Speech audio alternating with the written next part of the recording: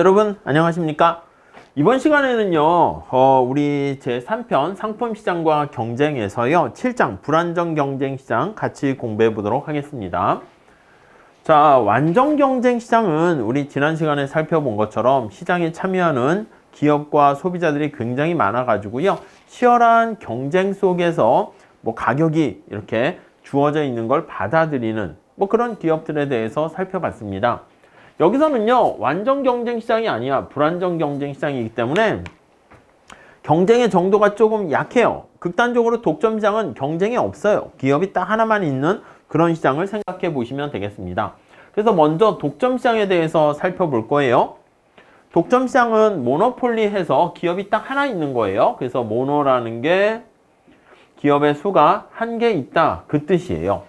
그래서 독점 시장에서는 왜 독점 시장이 발생하고 독점 시장에서의 이윤 극대화는 어떻게 되는가? 그리고 기업이 경쟁이 없으니까 나름대로 경제적인 효과를 보면 최선을 다하지 않습니다. 그래서 우리가 경제학에선 경쟁을 강조하는 이유가 경쟁을 해야 최선을 다할 수 있다는 거예요. 그래서 여기서는 경쟁이 없으니까 낭비가 발생하는 거, 이걸 비효율성이라 합니다. 그런 것들 살펴보고요. 그리고 경쟁자가 없어서 여기 나와 있는 것처럼 가격 차별이라는 가격을 마음대로 조정하고 설정할 수가 있습니다. 그런 것들에 대해서 살펴볼게요. 독점 시장에 대한 이런 얘기를 다 살펴보게 되면 그 다음에는 과점 시장, 기업의 수가 소수 존재하는 시장을 얘기합니다. 그리고 독점적 경쟁 시장에 대해서 우리 같이 공부를 해보도록 하겠습니다. 자, 먼저 불안정 경쟁 시장이 일어나는 이유 한번 살펴볼게요. 자, 168페이지 한번 교재를 보시면 시장에서 불안정 경쟁이 일어나는, 경쟁이 불안전하다라는 것은 결국 거기 밑줄 치세요. 신규 기업이 시장으로 들어오는 것을 막는 장애물이 있는 거야. 그걸 진입장벽이라 합니다. 자, 여기 기업들이 있어요. 몇몇 기업들이 있는데 아니 완전 경쟁 시장에서는 진입장벽이 없어요. 근데 이런 것들이 바로 진입을 하는데 방해가 되는 장벽이다. 이렇게 보시면 되겠습니다. 그래서 이런 진입 장벽이 존재하기 때문에 만약에 여기 신규 기업이 진입을 하려고 해. 약간 어려워요. 이 장벽을 넘어가야 돼. 장벽이 없으면 바로 진입할 수 있는데. 자, 그렇기 때문에 거기 보시면 진입 장벽이 존재하기 때문에 발생하는 것이고요. 그러면 아니 진입 장벽은 왜 발생하는 거야? 요거 발생 요인에 대해서 한번 살펴보도록 하겠습니다. 첫 번째는요. 기술상의 이유가 있어요. 이건 뭐냐면 현저한 규모의 경제로 인해서 자연스레 독점이 발생하게 되는 경우가 있습니다. 이거는 기술상의 어떤 특성 때문이죠. 자, 그리고 또 하나는요. 인위적으로 만들어지는 게 있습니다.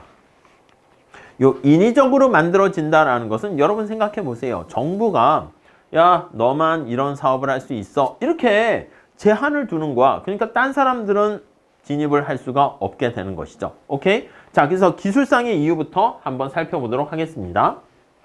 우리 생산 비용과 관련해서요, 요 규모의 경제라는 용어를 좀 말씀드렸는데 기억나실는지 모르겠습니다.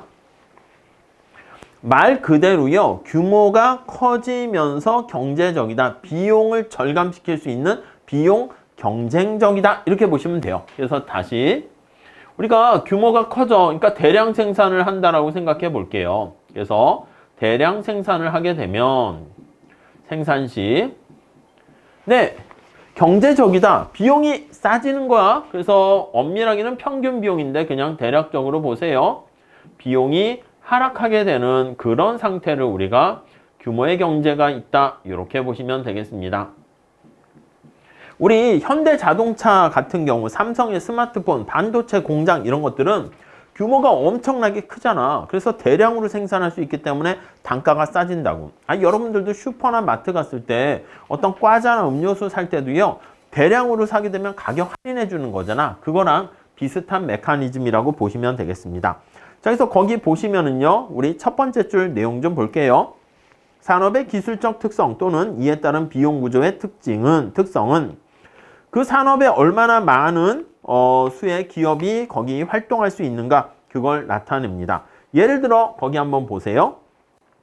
어떤 산업에서 규모의 경제가 현저히 존재하게 되면 시장 전체 수요를 충분히 채울 수 있는 생산 수준에서 평균 비용이 계속 떨어져. 엄밀하게 얘기하면 이거 에버리지 코스트라고 보는 게 정확해요. 평균 비용이 현저하게 떨어지게 되는 경우, 이때는 시장에서 기업이 하나 있거나 두 개만 있는 게 바람직하다. 이렇게 보시면 되겠습니다. 자, 다시 한번 생각해 볼게요. 아니, 우리나라가 이렇게 있어요. 근데 만약에 여기 서울에 환자라고 할게요. 병원을 이용하려고 하는 환자가 만약에 1000명 이렇게 있다고 합시다. 1000명의 환자가 있어요.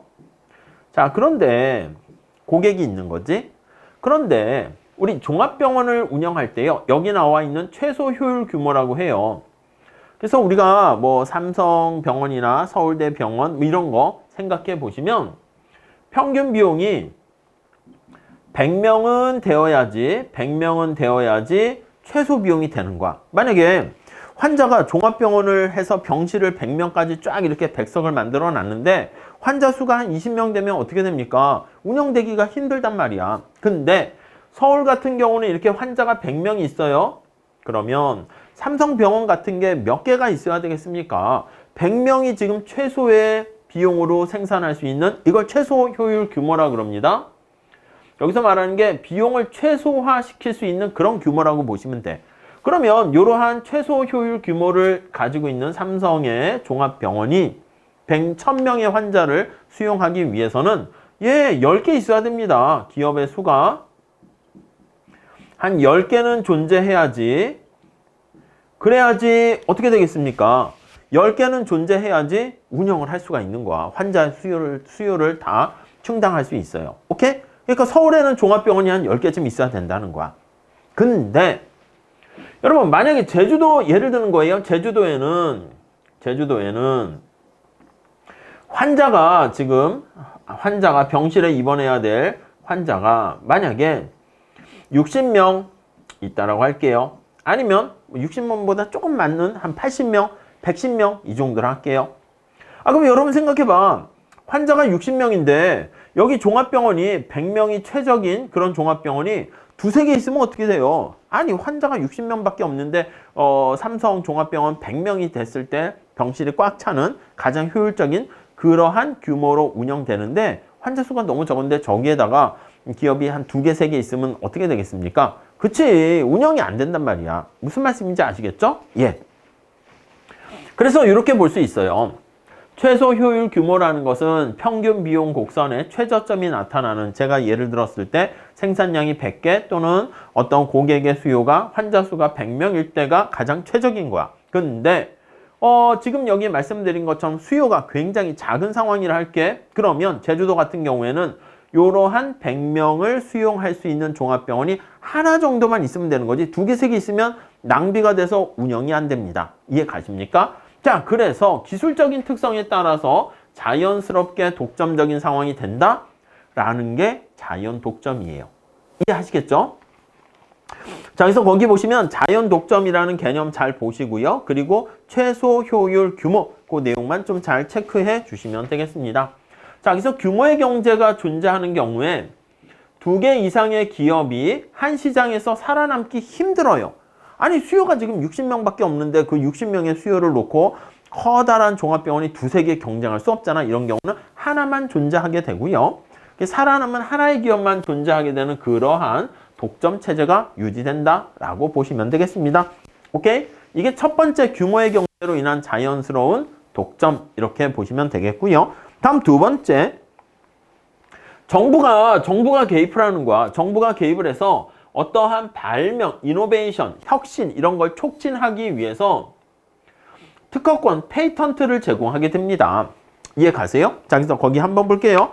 첫 번째 줄 보시면 발명을 촉진하기 위해서 특허권을 부여해서 발명자로 하여금 일정 기간 독점적 지위를 유지하게끔. 여러분 생각해봐. 어떤 사람이 영화를 만들었어. 열심히 노력해서 참신한 아주 재미있는 영화를 만들었는데 아니 그거를 그냥 영화를 만들면 디지털 영화로 하는데 그걸 무료로 그냥 복사해가지고 막 자기가 뿌리게 되면 아니 그거 만든 사람은 아니 자기가 만드는데 들어간 노력과 여러 가지 비용 같은 것들을 회수를 못 하잖아요. 그러니까 정부가 이렇게 너만 이거를 판매하고 수익을 얻을 수 있어 라는 특허권을 제공하게 됩니다. 오케이? 이해 가시겠습니까?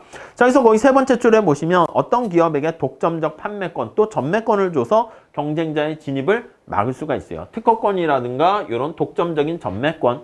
우리나라 KTNG에서 담배 같은 거 너만 담배 생산해 이렇게 하는 거야. 아무나 만들어서 담배를 만들어 가지고 팔 수가 없게 됩니다. 오케이? 이해 가시겠죠? 자, 이렇게 첫 번째는 어떤 규모의 경제라는 기술적인 측면에서, 그리고 두 번째는 정부의 인위적인 정책에 의해서 우리가 앞에서 살펴본 것처럼 진입장벽이 존재한다. 이렇게 보시면 되겠습니다. 자, 그 다음에 169페이지 한번 가보시면 경쟁 전략 때문에 진입장벽이 만들어지는 경우도 있다라고 나와 있습니다. 대표적인 게 거기 보시면 공격적인 광고를 통해서 진입장벽이 만들어지기도 합니다. 자, 거기 볼까요? 기존의 기업이 많은 돈을 들여서 공격적인 광고를 하며, 우리가 보통 보면 삼성이나 현대나 LG나 대기업들은 공격적인 광고도 많이 합니다.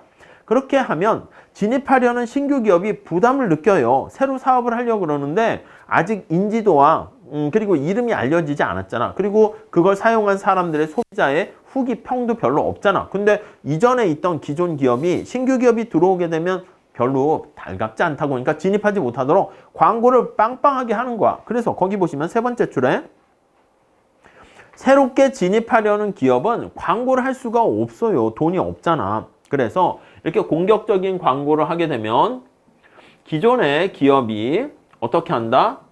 기업이 신규 기업이 엔트리 하려고 할 때 신규 진입하려는 기업으로 하여금 기업이 들어오려고 합니다. 그것을 억제하는 거야. 그래서 신규 진입 기업이 진입하는 것을 말 그대로 시도를 억제한다.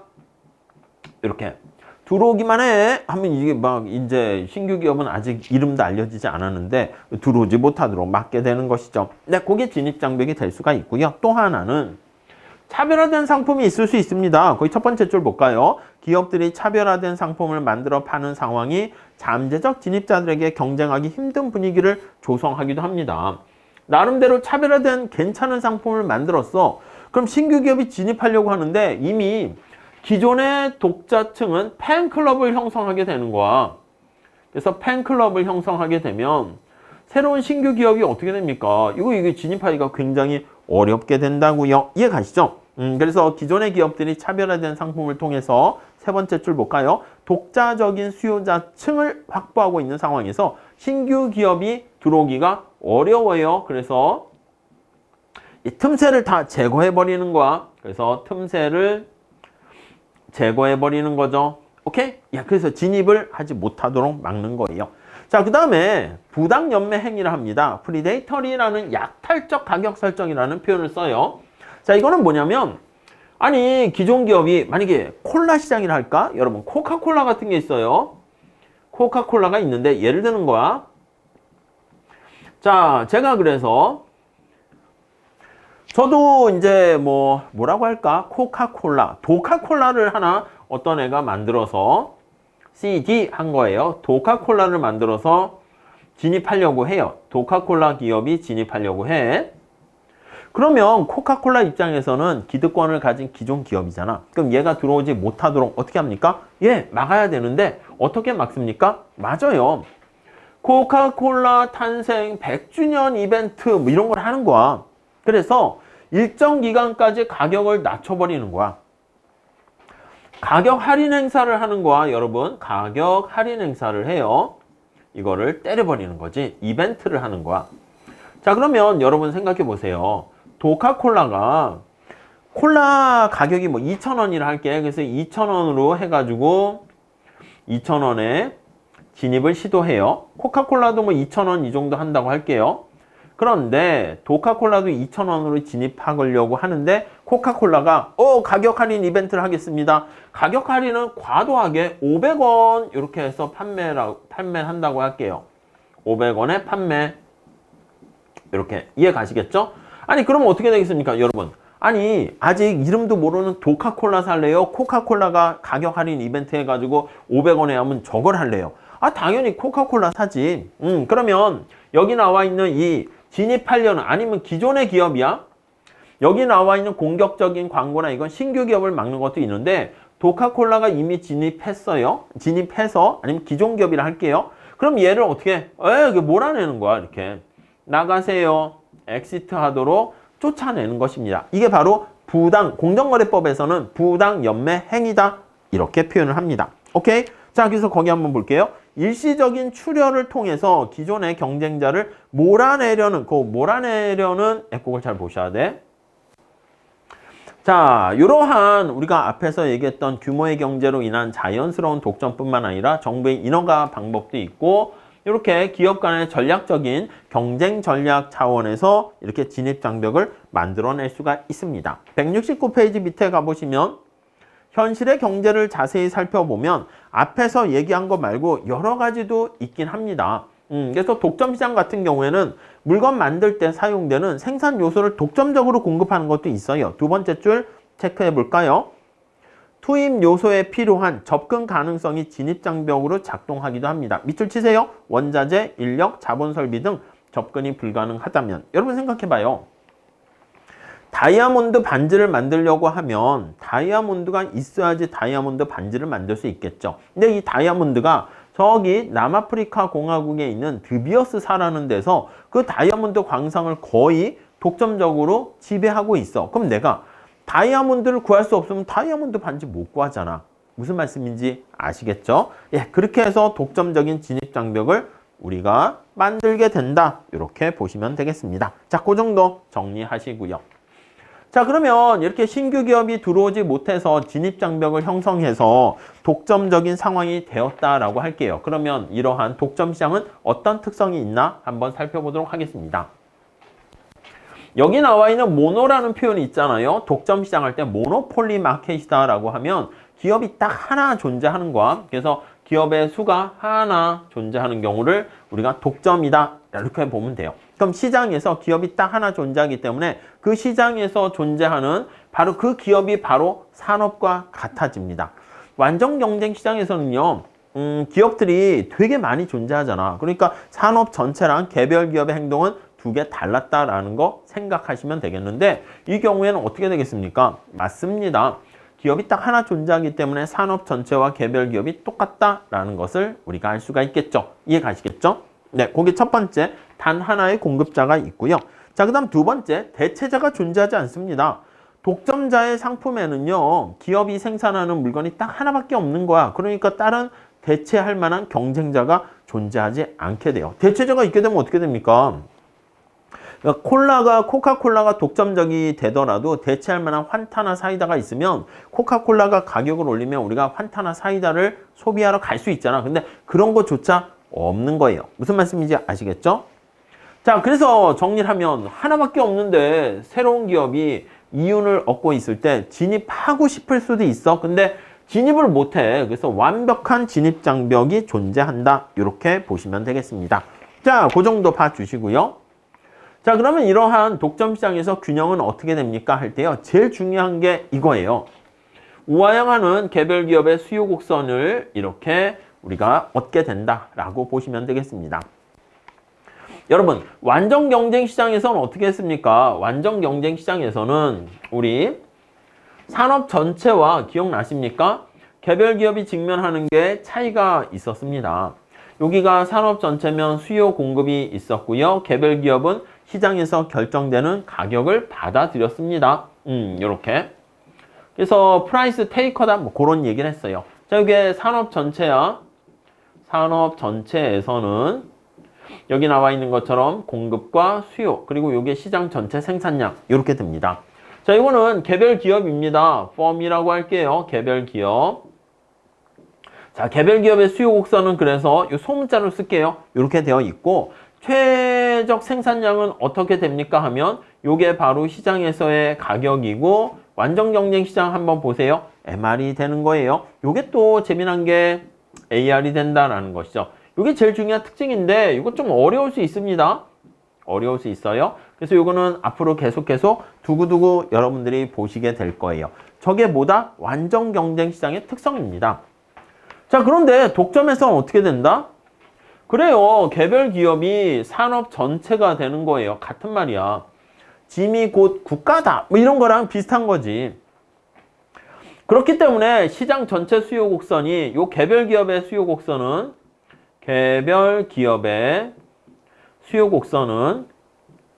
요거 수요 곡선은 수평이 되는 게 완전 경쟁 시장이고요.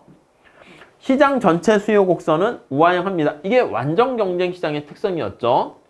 완전 경쟁 시장의 가장 중요한 특성이었습니다.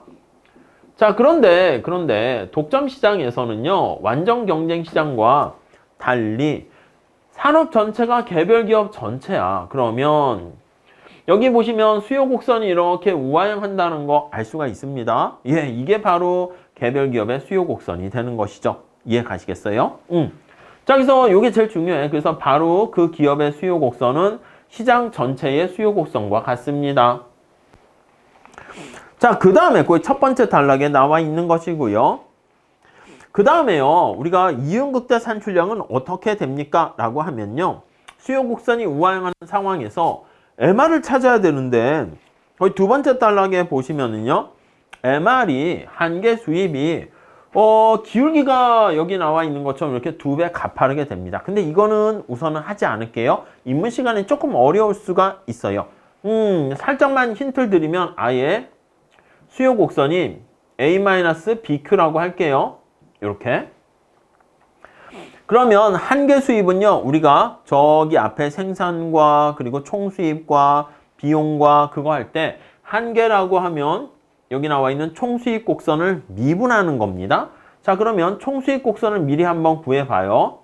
토탈 레버뉴는 P 곱하기 Q야. 조금 어려울 수 있어요. 자, 근데 P를 여기다 집어넣어. 그러면 AQ 마이너스 BQ의 제곱 이렇게 됩니다. 자, 그러면 여기서 MR을 우리가 끄집어낼 수 있는데 MR이라는 것은 한계 수입이라는 것은 생산량이 한 단위 증가했을 때 총 수입이 어떻게 됩니까? 요걸 나타내는 것이고 요 TR을 Q로 미분하는 것입니다. 자, 요거 Q로 미분하면 A-2BQ 이렇게 되는 거 알 수 있어요. 자, 그러면 이제 정리됐어. 여기 보세요. 자, 수요 곡선이 이렇게 우하향하는 특성을 갖게 되면 MR은 어떻게 돼요? 여기 나와 있는 것처럼 기울기는 2배 가파르고 절편은 똑같다라는 거 알 수가 있죠. 그래서 여기 나와 있는 MR 이렇게 돼요. 자, 그러면 우리 완전 경쟁 시장하고 마찬가지로 MC를 찾으셔야 돼. MC와 MR이 같을 때가 이윤극대 산출량이 된다는 거 그거 우리 잘 알고 있습니다. 요게 균형 최적 조건은 요거입니다. 오케이? 자, 그래서 균형 상태에서 우리가 살펴보면 MR과 MC가 같을 때야. 그러면 여기에 한번 볼까요? 여기 MC가 여기입니다. MC가 여기야. 한계 비용. 우리 MC를 머릿속에 넣어주세요. 마지널 코스트. MR 여기 있습니다. 한계 수입. MR과 MC가 같아지는 점 어디가 됩니까? 그럼 여기가 돼요. 여기 C점. 오케이? 그래서 생산량이 여기 독점의 생산량이 결정돼요. 그래서 우리가 독점과 관련해서 이윤극대 산출량을 먼저 첫 번째 스텝 1이라고 할게요. 자, 여기는 MR equal MC에서 이윤극대 산출량을 달성하게 됩니다. 이거를 결정하게 됩니다. 오케이? 이해 가시죠? 그 다음에 두 번째는 독점이니까 경쟁자가 없어요. 그래서 가격을 자기 마음대로 할 수가 있어요. 그걸 가격 설정자라고 해요. 그래서 스텝 2, 완전 경쟁 시장에서는 시장에서 결정된 가격을 받아들이는데 독점에서는 여기 나와 있는 생산량에서 가격을 자기 마음대로 조정할 수 있어. 여러분, 수요 곡선이 이렇게 있잖아. 그러니까 이 독점 기업에서는요, 소비자가 내려고 하는 최대한의 금액을 다 이렇게 해서 받아내게 되는 것을 알 수 있어요. 오케이? 자, 그러니까 자, QM에서 M을 디맨드 곡선에 대응하는 디맨드 수요 곡선입니다. 곡선 상에 독점 이윤을 독점 가격을 설정합니다. 요거를 결정한다. 이렇게 보시면 되겠습니다. 이해 가시죠? 그래서 여기 2점에서 독점적인 가격을 책정하게 되는 겁니다. 자, 두 가지 단계로 보세요. 첫 번째는 야, 독점 기업아, 너 몇 개 생산할래? 난 말이야, MR이권 MC에서 생산을 하겠어. 그래서 MR이권 MC에서 이윤극대 산출량을 생산합니다. 근데 여기서는 가격을 설정할 수 있는 힘이 있습니다. 그래서 우리가 가격 설정자다 이렇게 얘기합니다. 프라이스 메이커라는 표현을 써요. 너 가격 어떻게 책정할래? 난 말이야. 그럼 수요 곡선 상에서 여기서부터 소비자가 이만큼 돈을 내려고 하니까 이렇게 독점 가격을 책정하게 되는 거 알 수가 있습니다. 오케이, 이해 가시겠죠? 자, 그래서 거기 나와 있는 것처럼 이윤극대 과정에서 우리 책에서는 P가 250-20Q 그렇게 예를 통해서 얘기하고 있고요. 거기 보시면 다음 페이지에 173페이지에 총수입과 총비용 해가지고 표로 이렇게 나타내고 있는데 그 표로 하는 것보다는 여기 나와 있는 이렇게 식으로 이렇게 하시는 게 더 깔끔해 보일 수가 있으니까 그 173페이지에 나와 있는 아이스크림 판매로부터 나오는 이윤 그 저 앞에 있었던 거야. 예, 그거 보시면은 총수입에 대한 한계 수입 곡선이 거기 나와 있는 수요 곡선보다 더 낮게 되는 거 이용하는 거 뭐 참고로 봐주시고요. 직접 이렇게 식으로 봐주시면 좋겠습니다. 자, 여기서 정리를 다시 할게요. 그럼 균형 상태가 어떻게 됩니까 하면 MR이권 MC에서 이윤극대 산출량을 결정하고요. 가격은 수요 곡선 상에서 결정됐는데 여기 볼까요? 이윤극대 산출량에서 눈을 가지고 봐요. 처음에 하실 땐 요거 곡선 좀 어려워요. 올려다 보시면 MC가 어디 있습니까? MC가 여기야, 여기 C. 가격은 어디 있습니까? 여기에요. 그래서 P가 어떻게 됩니까? P가 독점 시장의 가격이 여기 나와 있는 C에 해당하는 MRMC보다 커요. 그래서 여기 보시면 요 특성.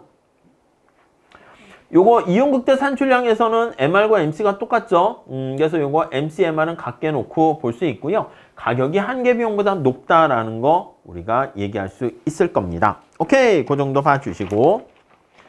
자, 그래서 우리가 이윤극대 거기 174페이지 가보시면 독점의 이윤은 MR이권 MC에서 결정된다는 거 그거 잘 체크하시고요. 이윤의 크기는 어떻게 됩니까? 한번 체크해보면 여기 볼까요? 자, 이윤의 크기는 자, 이게 독점 기업이 부과하는 가격이고요. 오케이? 자, Q가 이만큼 아니겠습니까? Q가. 그래서 P 곱하기 Q는 이게 바로 독점 기업의 총수입이 되는 거 알 수가 있어요. 이해 가시죠? 그럼 비용을 한번 볼게.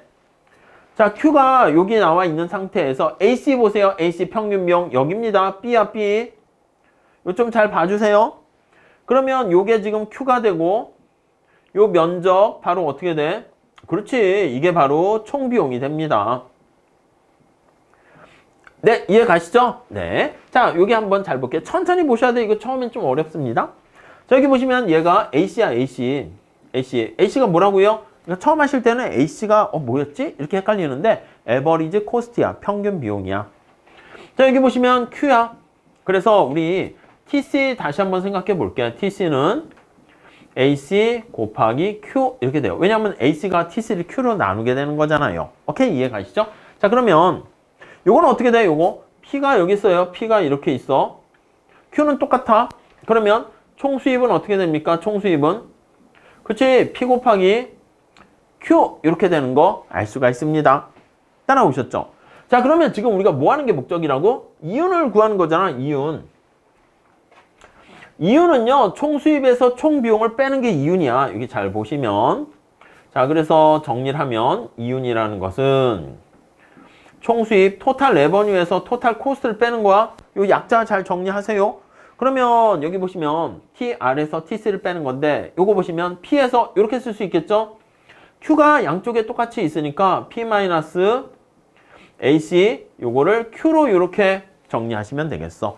자, 그래서 Q는 똑같고 이 노란 색깔 면적을 가만히 살펴보면 요 차이가 어떻게 돼? 요 차이가 이렇게 한번 해볼까요? 요게 P에서 AC를 뺀 거지. 그래서 요게 바로 이윤의 크기다라는 것을 알 수가 있습니다. 이 그래프가 좀 어려울 수 있지만 여러분들이 주의하셔야 할 거는 이겁니다. 아, 수요 곡선이 우하향하는구나. 우하향하는 수요 곡선보다 MR이 기울기가 2배 가파르구나. 이윤극대 산출량은 MR과 MC가 같아질 때 결정되는구나. 저 앞에 이윤극대와 다시 한번 체크해 주시죠. 그래서 여기 나와 있는 독점의 생산량을 결정했구나. 가격은 자기가 마음대로 결정할 수 있으니까 수요 곡선 상에서 결정해서 여기에 결정을 하는구나. 그래서 독점 가격을 결정했죠. 이윤의 크기는 여기 나와 있는 것처럼 P에서 AC. AC가 여기야. AC 평균 비용, AC와의 차이에다가 Q를 곱한 게 이윤의 크기구나. 오케이. 예, 우리 책에 174페이지에 여러 가지 뭐 얘기가 거기 쭉 나와 있긴 해요. 근데 좀 약간 말이 없으니까, 말만 쭉 있으니까 정신이 없을 수 있어요. 그래서 여러분들은 그래프를 통해서 보셔야 돼. 자, 그래서 독점의 이유는 사각형, 여기 노란 색깔로 직사각형 면적 챙긴 거 보시면 되겠습니다. 자, 그 다음에 우리 이것도 하나 체크하세요. 이것도 처음에 하실 때는 좀 어려울 수 있는데, 독점 시장에서는요, 독점 기업 입장에서는 공급 곡선이라는 게 아예 존재하지 않습니다.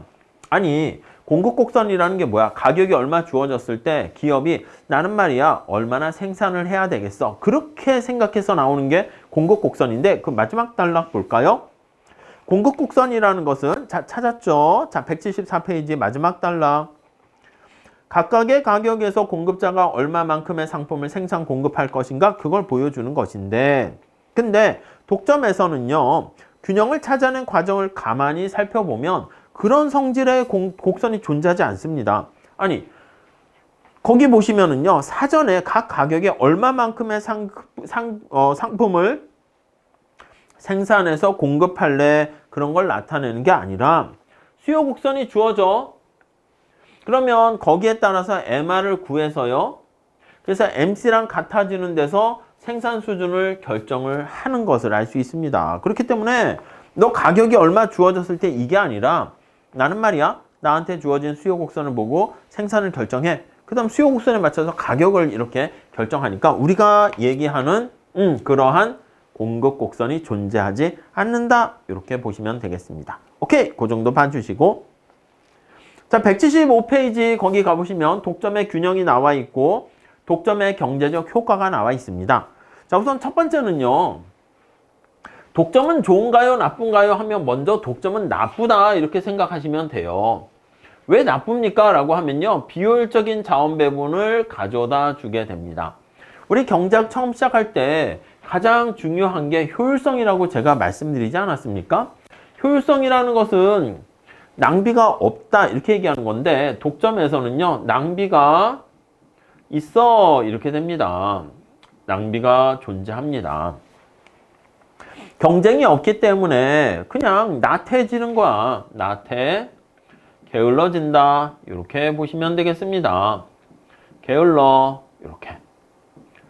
네, 이해하시겠습니까? 그래서 비효율성이 발생해. 그 비효율성의 크기를 우리가 뭐라고 하냐면 이렇게 웰페어 트라이앵글 해서 후생 삼각형 이렇게 표현합니다. 자, 우선 거기 밑에 그림 나와 있는데 그 그림을 통해서 살짝 한번 보도록 하겠습니다. 자, 완전 경제 시장이 이렇게 나와 있어요. 그때는 우리 소비자 잉여랑 생산자 잉여 생각해 봤습니다. 여기 책에서는 오히려 설명하는 게 조금 더 어려울 수 있어서 이렇게 한번 정리를 한번 해볼게요. 자, 완전 경쟁 시장 다시 한번 생각해 봅시다. 수요 곡선이 있고, 이 공급 곡선이 우리가 어떻게 보면 한계 비용 곡선을 서메이션 하게 되는 요거, 개별 기업의 공급 곡선은 없는데 한계 비용 곡선을 다 더하면 그게 시장에서 공급 곡선과 같은 뉘앙스를 갖게 돼서 이렇게 있다라고 할게요. 자, 그러면 요거 복습 한번 해 보시죠. 여기가 P가 되고 여기가 Q 이렇게 되어 있을 때, 여러분 요게 소비자 잉여라는 거 보이십니까? 요게 소비자 잉여가 되고요. 생산자 잉여는 어떻게 됩니까 하면 요게 바로 생산자 잉여다 이렇게 되는 거 알 수가 있어요. 이해 가시죠? 근데 독점이 될 때는 어떻게 됩니까? 한번 생각을 해보면, 자, 요거 그림을 살짝 다시 한번 여기다 그려서 보도록 할게요. 수요 곡선이 있고, 여기 보시면 MR 곡선이 있고, 여기 보시면 MR이고 MC 곡선이 있습니다. 공급 곡선이 약간 공급 곡선이 존재하지 않는데 MC가 공급 곡선을 대용한다 이렇게 보시면 되겠어요. 자, 그래서 여기 MR 이렇게 있어요.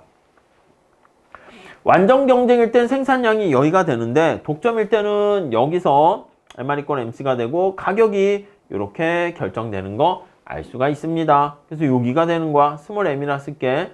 여기는 스몰 c라고 할게. 자, 그러면 우리 요거 한번 해볼게요. 요거. 소비자 잉여는 어떻게 됩니까? 소비자 잉여는. 소비자 잉여라는 것은 소비자가 최대한 돈을 낼 생각이 있는 지불하려고 하는 willingness to pay에서 실제 지불한 건데 독점 가격이 이렇게 형성돼. 독점의 생산량이 여기고. 그러니까 완전 경쟁은 여기가 되는 건데 여기가 이제 C라고 보시면 돼. 위에 거랑 같이 비교해서 볼 거예요. 자, 그러니까 완전 경쟁일 때는 생산량이 여기가 될 텐데 QC라고 할까요? 독점에선 생산량이 줄어들어요. 오케이? 자, 그래서 가격은 어떻게 부과한다고? 앞에서 본 것처럼 그래요. 가격은 이렇게 부과한다고. 이렇게. 요게 이제 독점 기업에 총 수입돼요. 소비자가 최대한 지불하려고 하는 금액이 요 높이기 때문에 여기 나와 있는 요 삼각형이 바로 우리는 소비자 잉여다. 이렇게 되는 거 알 수가 있습니다. 요게 소비자 잉여. 소비자 잉여. 이해 가시죠? 여러분 생산자 잉여는 어떻게 돼요? 그래, 생산자 잉여는 이거야. 여기 나와 있는 것처럼 생산자가 최소한 받고자 하는 금액보다 실제 받은 금액이 더 높은 건데 여기야, 여기. 요게 됩니다. 여기까지. 요게 바로 생산자 잉여야. 오케이, 이해되십니까? 생산자 잉여. 자, 그럼 위에랑 밑에 같이 비교하면 소비자와 생산자가 같이 존재하는 사회적인 총잉여는 요만큼이 됩니다. 완전 경쟁일 땐. 근데 독점일 때는 어떻게 돼요? 여기서부터 이렇게 되는 걸 알 수 있습니다. 그 위에서 차이점이 어떻게 됩니까? 여기 삼각형이 차이가 나잖아. 여기 왼쪽에 보시면 이렇게 차이가 나게 되는데 그게 요거야, 요거. 파란 색깔 요거. 이해 가세요? 자, 우리 책에서는 거기 보시면 한 번은 읽어보세요. 175페이지에 완전 경쟁 시장과 비교해서 시장 전체 공급 곡선 해서 이렇게 완전 경쟁 시장의 균형, 독점의 균형에서 요만큼 삼각형의 잉여가 차이가 발생하게 되는 거 이렇게 말씀드렸는데 요걸로 좀 한번 봐주시고 거기 내용도 한번 여러분들께서 읽어보시면 좋긴 하겠습니다. 오케이? 자, 그래서 독점이 되었을 때 완전 경쟁 시장에서 독점이 되었을 때 거기 나와 있는 것처럼 사회적 후생 손실이 생기는 거예요. 자, 170페이지 가보시면 자, 완전 경쟁 시장에 비해서 여기 보시면 독점 같은 경우에는 생산량이 어떻게 됩니까? 줄어들어. 시장이 위축되는 거야. 그래서 이 삼각형이 발생해. 그리고 완전 경쟁에 비해서 독점은 가격도 더 높이 받게 됩니다. 그래서 소비자 잉여가 쭈그러드는 걸 알 수가 있겠죠. 오케이, 이해되세요? 그래서 176페이지 이 시장이 독점화가 되었을 때요. 거기 다음 단락, 거기 두 번째 단락 보시면 이렇게 후생이 감소하게 되는 삼각형의 크기를 후생 삼각형 이렇게 얘기합니다. 이게 그 삼각형의 크기를 거기 자중 손실 찾았습니까? 그래서 데드웨이트 로스라고 해요. 이렇게. 그래서 사중 손실, 자중 손실 이렇게 표현을 하게 됩니다. 조금 어려울 수 있습니다. 좀 어려울 수 있지만 어차피 원론에서도 요거보다 비슷하게 조금 더 나가니까 한번 이해하려고 노력을 해 주시죠. 자, 완전 경쟁 시장이면 한계 비용 곡선이 바로 공급 곡선이 돼서 한계 비용 곡선과 수요 곡선이 교차하는 F점에서 균형이 이루어지게 되는데 그래서 P가 MC랑 같아지게 됩니다. 독점의 경우에는 완전 경쟁 체제에 비해서 생산량은 더 작고 앞에서 본 것처럼 가격은 더 높게 되는 것을 알 수가 있습니다. 그래서 가격이 한계 비용보다 더 높게 되고요. 여기 나와 있는 것처럼 가격이 더 높게 돼. 한계 비용 가격 설정보다. 그러면서 가격이 높아지니까 일부 소비자들은 물건 안 사! 이렇게 해서 줄어들게 되는 거야. 그러니까 여기서 만약에 QM에서 QC로 가게 되면 요거 의미는 뭡니까? 하면요. 생산을 증가시키면 여기 수요 곡선에 해당하는 만큼 편익이 증가해. 편익의 증가 크기가 요걸 나타냅니다. 이렇게. 근데 비용의 증가 크기가 이렇게 되니까 여기 하늘 색깔, 파란 색깔 삼각형만큼 잉여를 더 얻을 수 있는데 얻지 못했으니까 그게 낭비라는 거지. 이해되십니까? 아니, 내가 열심히 하면 A 플러스를 받을 수 있는데 덜 열심히 한 거야. 그래서 B뿔 받은 거야. 그래서 옆에 친구가 야, 경제학을 B뿔 정도 받으면 못한 게 아니야. 이렇게 얘기하지만 나한테는 부족하다는 거지. 낭비한 거지. A뿔을 받을 수 있는데 B뿔 받았으니까. 오케이? 그 정도 보시면 되겠습니다.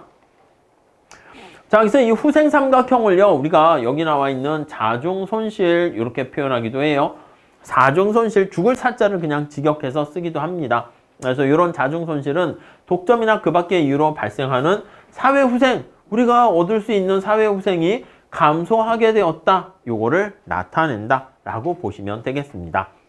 그래서 독점이 왜 나쁩니까? 라고 하면요. 아유, 그냥 기업이 하나니까 나쁘죠. 아유, 기업이 하나 있다 무조건 나쁩니까? 그건 아니야. 그건 아닌데, 혼자 있다 보니까 여기 더 열심히 노력할 유인이 없어요. 그냥 나태해지는 거야. 낭비가 발생하는 거야.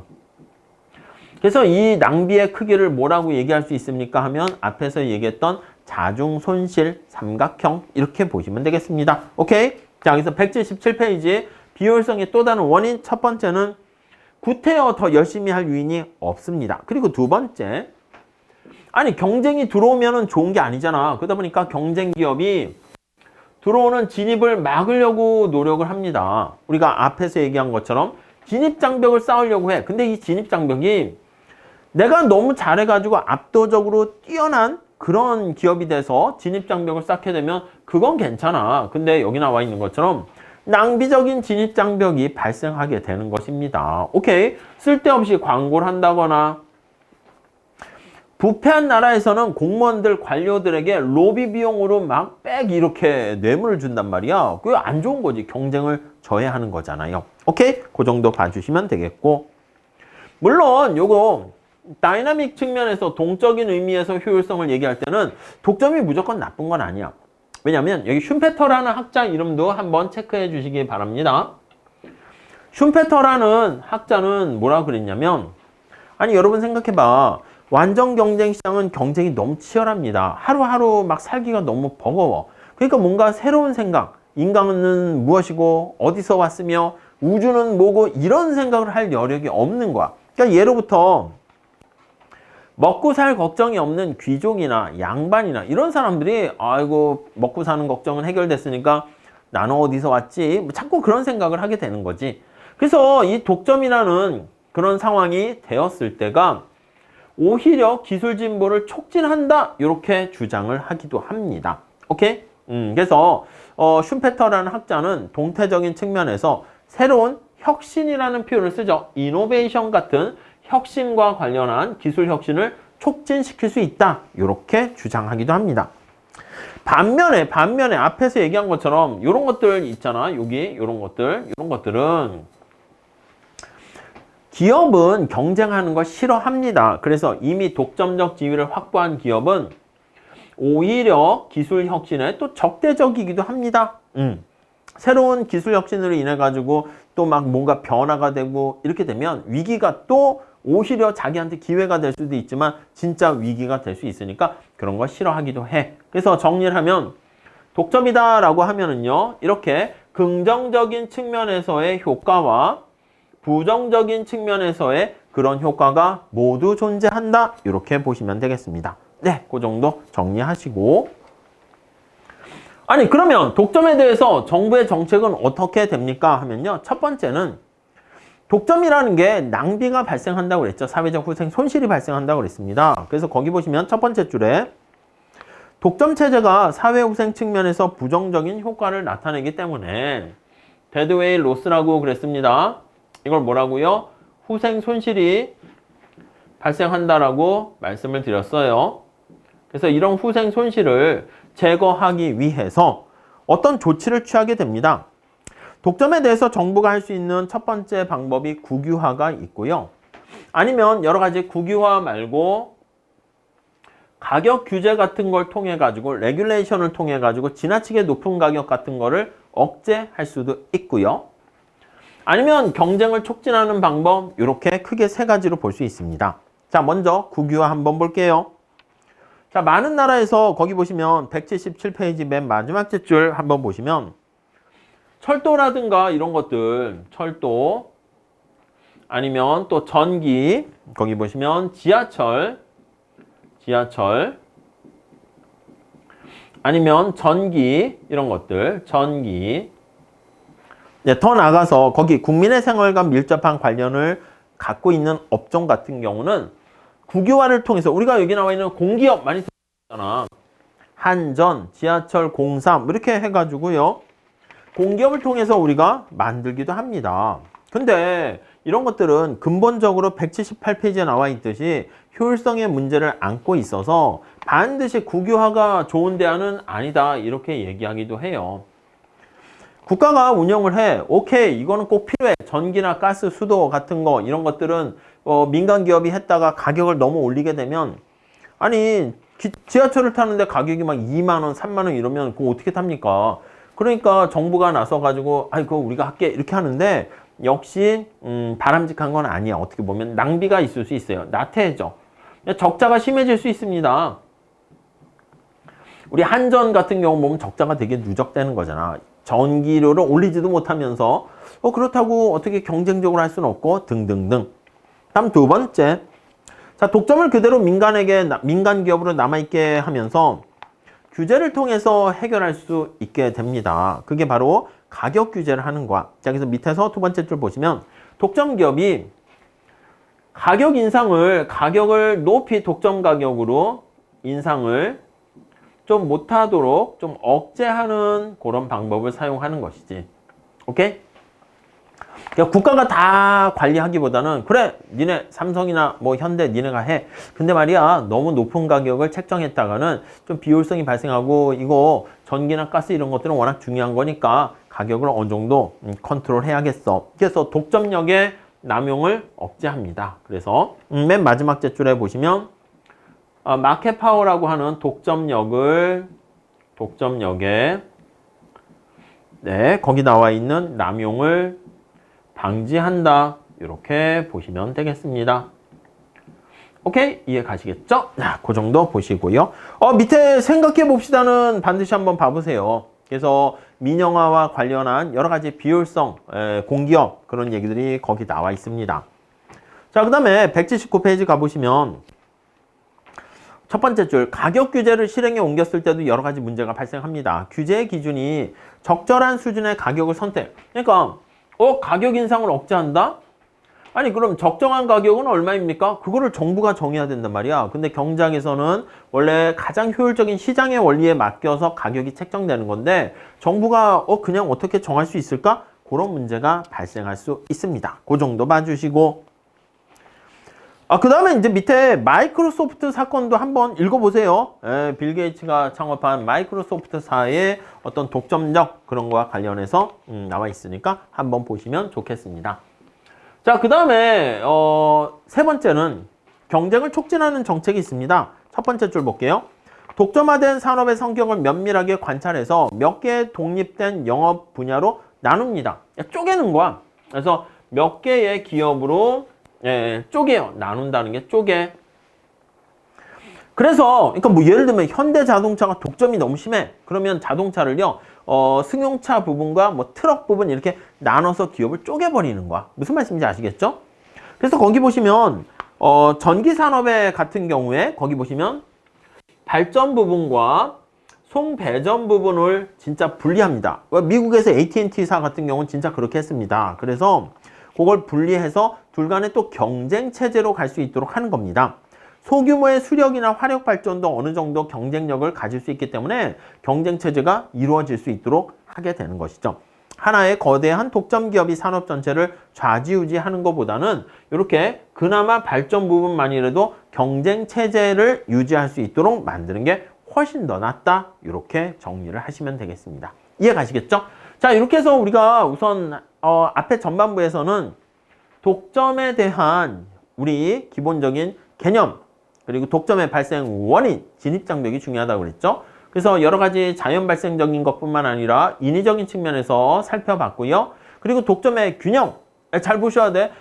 MC와 MR이 같아지는 데서 이윤극대 산출량이 결정되고 수요 곡선에 해당하는 만큼 가격을 책정하는 그 방법을 사용하는데 문제는 뭐다? 네, 사회적 후생 손실이 발생합니다. 그래서 이러한 사회적 후생 손실을 좀 제거하기 위해서 여러 가지 독점에 대한 정부의 정책에 대해서 살펴봤습니다. 자, 우선 전반부는 이렇게 하고요. 다음 시간에 가격 차별에 대해서 우리 한번 살펴볼게요. 독점의 가장 중요한 특징은요. 가격을 마음대로 자기네가 설정할 수 있는 거야. 그래서 이 가격 차별에 대해서 우리 같이 체크해 보도록 하겠습니다. 자, 다음 시간에 이어서 좀 나눠서 하도록 하겠습니다. 감사합니다.